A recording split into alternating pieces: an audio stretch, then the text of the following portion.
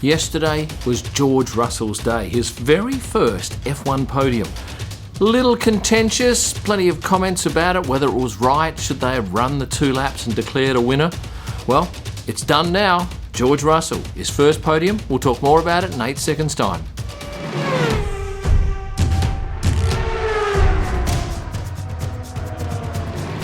Are you a George Russell fan? If you are, I imagine you're pretty happy yesterday. Of course, Max Verstappen won the race.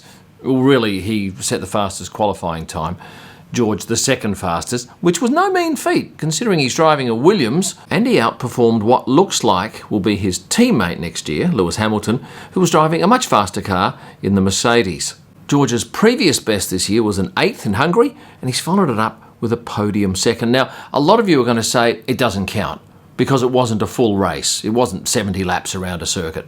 But he still had to qualify second, and even though, and I'm having a look right now here at Wikipedia, and there is a little symbol alongside there, and you have to go down and read the bottom, it says half points awarded as less than 75% of the race distance was completed. Well, it was a lot less than that, wasn't it? It was 2 laps at the end of the race and a couple at the start, but it was horrendous bloody conditions. I got to tell you, I was out there in it, not as long as some of the punters who were sitting on the hill in the mud. They were out there for 8 or 9 hours. But I was delighted to see George celebrating on the podium, because you're only ever on the podium for the first time once. And why should he tone down his excitement just because it wasn't a full race distance? And yes, he openly admitted that he expected cars to pass him if it was a full race. He benefited from some great luck. He probably should have had his first podium back in Bahrain in the Sakir GP of last year, where he ended up finishing 9th and certainly had an amazing chance of winning that race. But the tall 23-year-old from Kings Lynn has indeed notched up that first podium, and now of course he'll be looking for his first win, and really he was only a few tenths away from having his first win. I mentioned before that George is 23, but he is way older than that mentally, and I guess you have to be an F1 driver. But George has maturity way beyond his 23 years. He heads up the Drivers Association, and he's also not afraid to tell you when you're doing a good job and when he's got an issue with you. And I know that from personal experience earlier this year. But I like George. I think he's great for the sport. He's a tremendous driver. And many will be thinking, if he gets that Williams seat, no, that should be Mercedes seat. He's going to really give Lewis a run for his money. Let's talk more about the day. The shocking day that was the Belgian GP. It started raining mid-morning and it never let up the whole day. Now, it wasn't hard rain. It was just persistent. There was water flowing downhill and you could very clearly see it. It certainly had an impact on Sergio Perez, of course. And the first thing I knew that Sergio was out of the race was when I was walking to turn 1 to shoot the start, and I saw his car being hoisted by a crane. I thought the crowd was pretty good-natured about the whole thing too. I think there was only a couple of times I heard some booing, and that was sort of mooted booing. And a number did leave the track at probably, I'm thinking, an hour in, when it became evident that things weren't going to start anytime soon. But in general, I thought the crowd were pretty good-natured, and certainly the TV guys, when they aimed their cameras at certain sections of the crowd, that got them going. The fact that it was only 13 degrees didn't help matters either, although I was thankful I had my wet weather gear. Now, I cart this stuff all around the world, and every time I go to the track I take it and I think, what a waste, I'm never going to use this stuff. But I tell you, yesterday it was worth its weight in gold. This jacket, this pair of pants, fantastic, kept me, reasonably dry. There was a bit of leakage, and a lot of you have asked, what do I use to protect my camera equipment? Well, I use 2 Think Tank camera covers. These are vital. In fact, normally I'd take out 3 cameras and 3 lenses, but because I didn't have a cover for the 3rd lens and the 3rd camera, I left that back in the media center. But this allows you to shoot. Now look, it's not ideal because often it fogs up in the viewfinder, but you can certainly, with confidence, know that you can shoot in the rain and your camera gear is not going to get wrecked. And these Canon cameras are, to a certain degree, they're not waterproof, they are water resistant, I would suggest. And the other thing is, you've got to keep your feet dry. And thankfully I have some waterproof on-running shoes, and I wish they were sponsoring me because I need a new pair. But they are great and they keep your feet dry. The shots you get when shooting in the rain are markedly different. Of course, you get that plume of white water behind the cars, which can provide a lovely backdrop. But of course, if you've got a field coming at you, you might see the first 3 or 4 cars if they're spread across the track. But that plume of water then pretty much shrouds everybody else behind. But imagine what it's like being a driver, having that water in your face. And they were openly saying too on the telecast, if you watched it, that they can't see anything. Even the lights on the back of the car in front were invisible at some points. And that's why the event was stopped. And a lot of people are going cranky, I wish we'd get our money back. But no, that's the deal. Thankfully, the media centre is warm and dry. So I headed back there a couple of times, and I think I only had about 10 minutes there, and then I'd think, oh, they're going again, and I'd have to rush back out. But most of the time I was down at turn 1. And to get from the media centre turn 1, we had to go through the crowd. Now, this is one of the first times we've been allowed out into the crowd to get to a certain spot.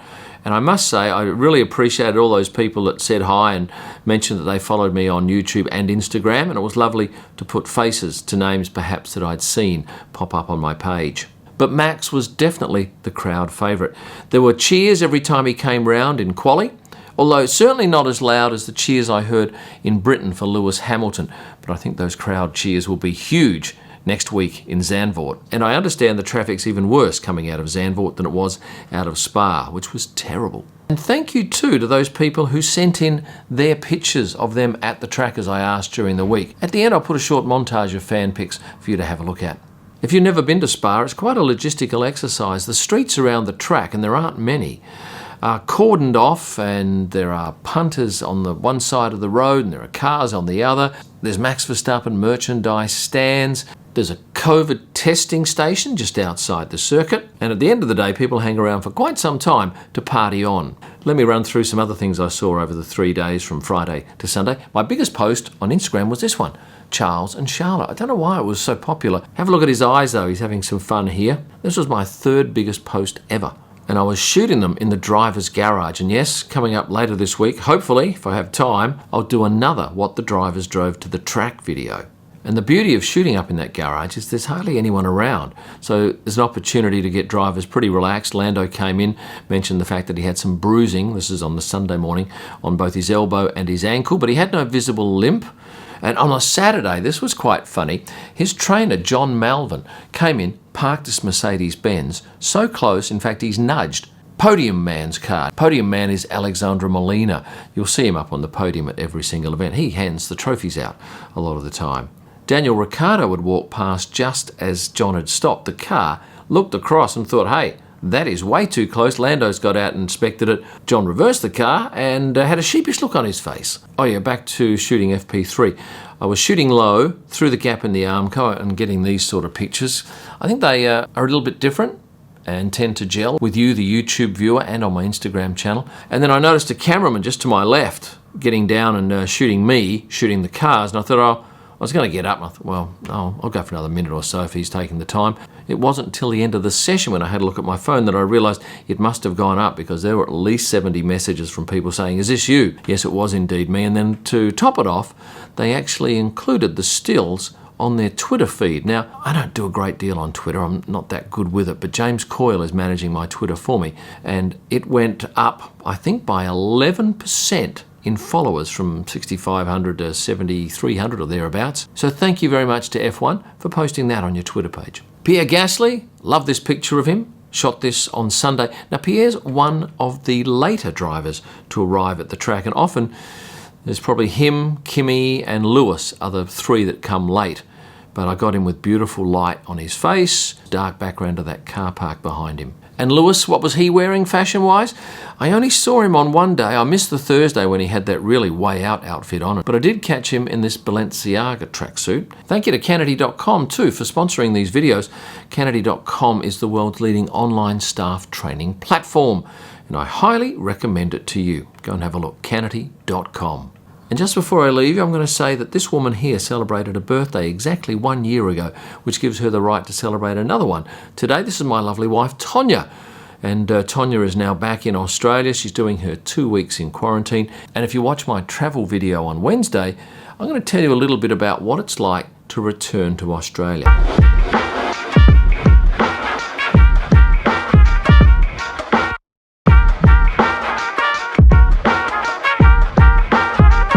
Thank you for getting to the end. And if you have not hit the like button, please do it now. There you go. It's simple as that. And if you've taken the time to like the video, why don't you subscribe as well? And if you join up as a VIP member, you'll get a whole host of extras, including raw images from every race and exclusive video content. Just click the join button. For all of my F1 photo books, head to kimellman.com where you can order them online, shipped almost everywhere in the world. There's a range of new merchandise there, including some bucket hats, black bucket hats. All of my images are available at prostarpics.com for editorial or personal use. And for my best images live from the track and all during the week, head to Instagram and search @KimEllman. Thanks for watching and stay passionate.